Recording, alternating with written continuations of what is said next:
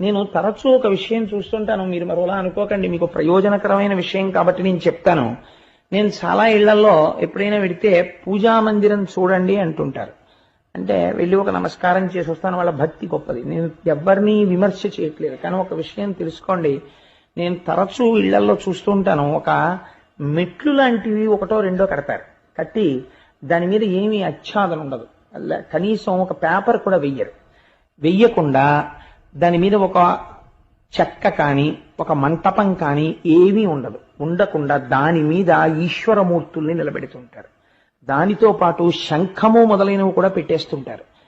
అలాగే యంత్రాలు ఎట్టి పరిస్థితులలోనూ భూమికి తగలడానికి వీల్లేదు. చాలా మంది ఇవాళ మార్కెట్లో సబ్బులు అమ్మినట్టు అమ్మేస్తున్నారు యంత్రాలు. ఎలా అమ్ముతున్నారో వాళ్ళకి తెలియాలి, కొనుక్కునే వాళ్ళకి తెలియాలి. యంత్రాన్ని అందరూ పట్టుకోలేరు, యంత్రాన్ని అందరూ హ్యాండిల్ చేయలేరు. యంత్ర పూజ ఎందుకండి?